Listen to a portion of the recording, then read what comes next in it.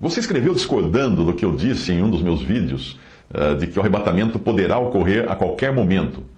E para só depois disso surgir a apostasia, o anticristo e a grande tribulação, e culminando então com a vinda de Cristo ao mundo para reinar. Na verdade, essa é a opinião de muitos cristãos. Mas essa opinião cria certas dificuldades para fazer os eventos bíblicos se encaixarem, em especial as promessas que foram feitas a Israel. Eu vou comentar os pensamentos e versículos que você enviou para justificar o seu modo de pensar. Quando eu lhe perguntei quais seriam os fundamentos nos quais você se baseia, você baseia a sua teoria, você respondeu: o primeiro é que o arrebatamento da igreja só ocorrerá ao final da grande tribulação, ante a última trombeta do Apocalipse. 1 Coríntios 15, 51 a 52 e Apocalipse 11, de 15 a 19. Esse foi o seu argumento de que o arrebatamento só seria no final da grande tribulação e com o toque da última trombeta do Apocalipse. A sua suposição, a sua teoria, ocorre por você considerar que a última trombeta de 1 Coríntios 15, 52 seja a mesma sétima trombeta tocada pelo anjo em Apocalipse 11, 15. Mas não é. Compare as passagens. Primeiro, 1 Tessalonicenses 4,16. Porque o mesmo Senhor descerá do céu com alarido, com voz de arcanjo e com a trombeta de Deus. E os que morreram em Cristo ressuscitarão primeiro. Agora vamos a 1 Coríntios 15, 52, que é o mesmo caso. No momento, num abrir e fechar de olhos, ante a última trombeta, porque a trombeta soará e os mortos ressuscitarão incorruptíveis e nós seremos transformados. Agora vamos comparar com a passagem de Apocalipse 11, 15. E tocou o sétimo anjo a trombeta. E houve no céu grandes vozes que diziam: os reinos do mundo vieram a ser de nosso Senhor e do seu Cristo, e ele reinará para todo sempre. Em 1 Tessalonicenses 4,16, nós temos a trombeta de Deus, não do anjo. Parece ser a mesma até de 1 Coríntios 15, 52. Eu creio que ambas mencionam a ressurreição dos que dormiram em Cristo e a transformação dos vivos que creram em Cristo, que creram em Jesus. Em 1 Coríntios 15, 52 diz a última trombeta. Está claro aqui que ela tem a ver com bênção para a igreja e não com juízo para o mundo ou para os perdidos, como nós vemos com as trombetas de Apocalipse. As trombetas de Apocalipse são para o juízo. A trombeta de Deus é para a bênção do cristão. Em Apocalipse 11, 15, nós temos uma trombeta, porém não é chamada de última, apesar de ser a sétima de uma série que tem por objetivo não arrebatar os salvos, mas derramar juízo sobre o mundo. Você escreveu: o segundo é que, após a vinda de Cristo para derramar seu sangue pelos pecados, o véu do templo para sempre se rasgou, o Espírito Santo nos veio para sempre e jamais se ausentará. O que vai ser tirado da terra na época do anticristo é a palavra de Deus. Ela é que vai ser retirada da terra, e você cita então Amós 8, de 11 a 13. Eis que vem dias, diz o Senhor Deus, em que enviarei fome sobre a terra, não fome de pão, nem sede de água, mas de ouvir as palavras do Senhor, e irão errantes de um mar até o outro mar, e do norte até o oriente, correrão por toda parte buscando a palavra do Senhor, mas não a acharão. Naquele dia as virgens formosas e os jovens desmaiarão de sede. O versículo que você citou, não diz que Deus tirará a sua palavra da terra, o versículo que você citou. Não diz isso. Vamos ler de novo. Eis que vem dias, diz o Senhor, em que enviarei fome sobre a terra, não fome de pão, nem sede de água, mas de ouvir as palavras do Senhor. E irão errantes de um mar até o outro, do norte até o oriente, correrão por toda parte, buscando a palavra do Senhor, mas não a acharão. Naquele dia as virgens formosas e os jovens desmaiarão de sede. Portanto, o versículo não diz que Deus tirará a sua palavra da terra, mas diz que as pessoas a procurarão e não acharão. Esse é o resultado da apostasia e do abandono da verdade que incapacita o homem de ouvir e entender a palavra de Deus. É o mesmo efeito que foi causado em Saul, quando ele procurou a verdade, a palavra de Deus, e não encontrou a palavra de Deus. Porque tinha acabado as chances que Deus tinha dado a ele de ouvir a palavra de Deus por causa da sua contínua rejeição. 1 Samuel 28, 6. E perguntou Saul ao Senhor, porém o Senhor lhe não respondeu, nem por sonhos, nem por urim, nem por profetas. Saul vai então procurar uma médium em total desobediência a Deus. Esse será também o processo como o mundo incrédulo, com este atual mundo incrédulo, que rejeitou a palavra de Deus no seu tempo. E quando mais precisar dela, não vai encontrá-la.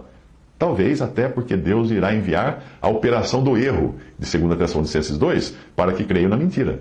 Porém, a palavra de Deus estará assim, sendo pregada em todo o mundo até o final. Mateus 24, 14. Este evangelho do reino será pregado em todo o mundo em testemunho a todas as gentes, e então virá o fim. Aí você escreveu: então nessa época a palavra de Deus e o nome de Jesus serão retirados da terra e não mais se achará. Isso é equívoco.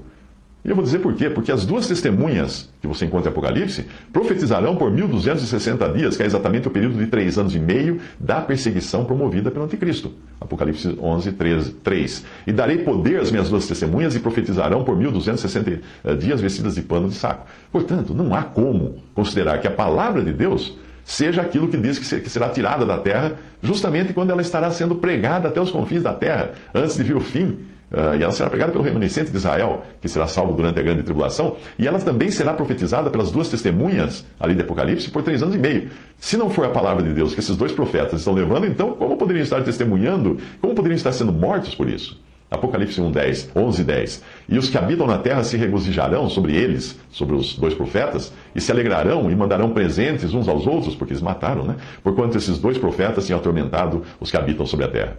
Você continua escrevendo o seguinte: deu-lhe poder para agir por 42 meses, meses literais, ou seja, 3 anos e meio. Nesse período de grande tribulação, os cristãos fugirão para os desertos, onde serão sustentados por Deus por 42 meses, similar ao que o Senhor fez aos filhos de Israel no deserto, como cita Apocalipse 12:6 e Apocalipse 12:14.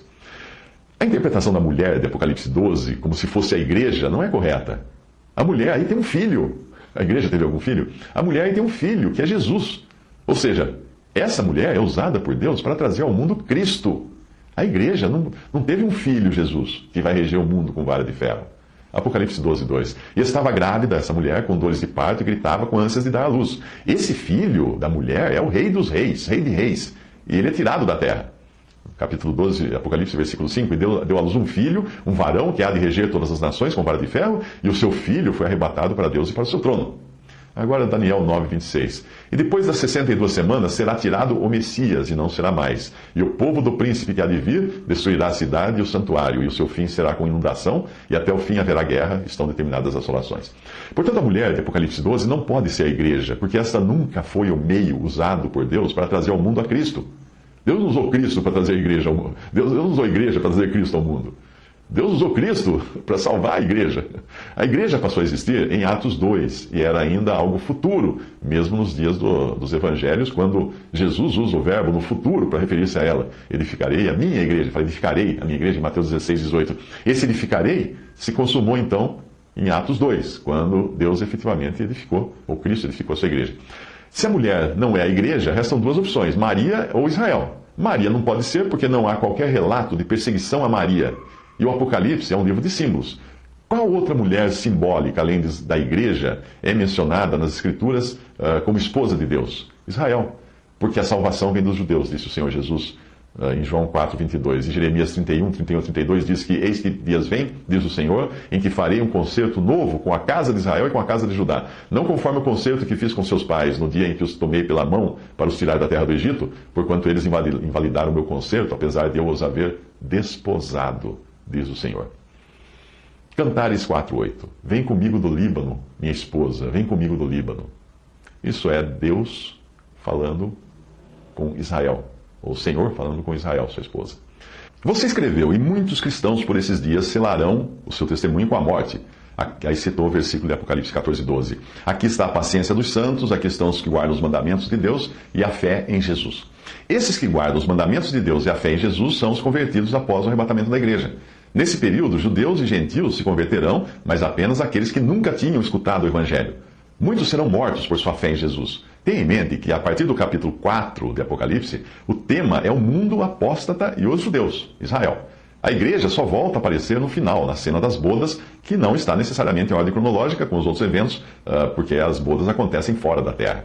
Você escreveu, ao ressoar a 7ª trombeta, ao término da grande tribulação, Cristo regressa sobre as nuvens com poder e grande glória para buscar os seus escolhidos. Os mortos em Cristo ressuscitarão primeiro, depois nós, os que ficarmos vivos, seremos arrebatados juntamente com eles nas nuvens, ao encontro do Senhor nos ares. Amém.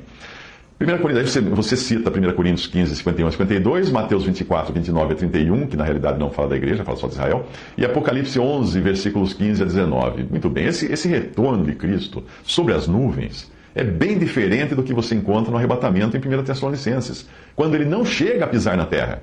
Ele vem só até as nuvens, onde acontece o encontro com a sua igreja, que é arrebatada da terra e levada para as nuvens, nos ares, para encontrar-se com o Senhor. A grande dificuldade sua está em confundir Israel com a igreja, que são dois povos distintos, com origens distintas, promessas distintas e destinos distintos. Israel foi escolhido desde a fundação do mundo para um reino terrenal. Mateus 25:34 diz: Então dirá o rei aos que estiverem à sua direita: Vinde, benditos de meu Pai, possuí por herança o reino que vos está preparado desde a fundação do mundo. Aí estão incluídos israelitas e também os gentios que se converterão. A igreja, por sua vez, foi escolhida antes da fundação do mundo, para habitar não na terra, mas no céu, e depois habitar nos novos céus. Efésios 1:4. Como também nos elegeu nele, em Cristo, antes da fundação do mundo. Para Israel foram prometidas bênçãos terrenas neste mundo: terras, filhos, gado, leite, mel. Nenhuma bênção celestial. Pode procurar no Antigo Testamento. Levítico 20:24. E a vós vos tenho dito: em herança possuireis a sua terra, e eu a darei a vós para possuí-la em herança, terra que mana leite e mel. Eu sou o Senhor vosso Deus, que vos separei dos povos. Para a igreja, a promessa foi de tribulação no mundo e bênçãos espirituais no céu. João 16:33. Tenho-vos dito estas coisas, para que em mim tenhais paz. No mundo tereis tribulações, mas tende bom ânimo, eu venci o mundo. 1 Timóteo 6:8. Tendo, porém, alimento e vestuário, estaremos com isso contentes. A interpretação bíblica que enxerga a igreja em Apocalipse, quando na verdade ela aparece só até o capítulo 3, e daí aparece no final, descendo do céu como a noiva, esse tipo de interpretação desconsidera tudo que Deus prometeu a Israel e deixa um vácuo no cumprimento dessas promessas terrenas. Veja que interessante o que pode ser uma figura do arrebatamento na abertura do capítulo 4 de Apocalipse, quando João é arrebatado e passa a assistir do céu os eventos que ocorrem na terra. Agora você escreveu, em Daniel 11:32-35, nós vemos um povo de Deus sendo purificado e embranquecido e fazendo grandes proezas durante o reinado do anticristo. Esse você escreveu como sendo um argumento de outro leitor sobre o mesmo assunto. Mais uma vez, o erro está em considerar esse povo citado pelo profeta Daniel como se fosse a igreja, mas não é. O povo de Deus citado em Daniel e em todas as profecias do Antigo Testamento nunca é a igreja, porque essa foi um mistério revelado a Paulo muitos séculos depois. Colossenses 1:25-26. Ele fala isso: a igreja da qual eu estou feito ministro, segundo a dispensação de Deus, que me foi concedida para convosco, para cumprir a palavra de Deus, o mistério que esteve oculto desde todos os séculos e em todas as gerações, e que agora foi manifesto aos seus santos. Percebe? Efésios 3:4-11. Por isso, quando ledes, podeis perceber a minha compreensão do mistério de Cristo, o qual, noutros séculos, não foi manifestado aos filhos dos homens, como agora tem sido revelado pelo Espírito aos seus santos, apóstolos e profetas da igreja, no caso. A saber, que os gentios são coerdeiros e de um mesmo corpo e participantes da promessa em Cristo pelo Evangelho, do qual fui feito ministro, pelo dom da graça de Deus, que me foi dado segundo a operação do seu poder. A mim, o mínimo de todos os santos, me foi dada esta graça, de anunciar entre os gentios, por meio do Evangelho, as riquezas incompreensíveis de Cristo, e demonstrar a todos qual seja a dispensação do mistério, que desde os séculos esteve oculto em Deus, que tudo criou por meio de Jesus Cristo, para que agora, pela igreja, a multiforme sabedoria de Deus seja conhecida dos principados e potestades nos céus, segundo o eterno propósito que fez em Cristo Jesus, nosso Senhor.